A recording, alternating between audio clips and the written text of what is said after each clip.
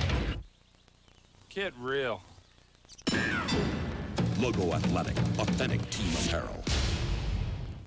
Canon. Now you can. Print this. Print that. Make a set. Make 1,000. Print them in color. Fax this now. Fax this later. File this. Scan that. As your document processing needs grow more complex, the answer is simple. Canon has the systems that are the solution. Canon. Now you can.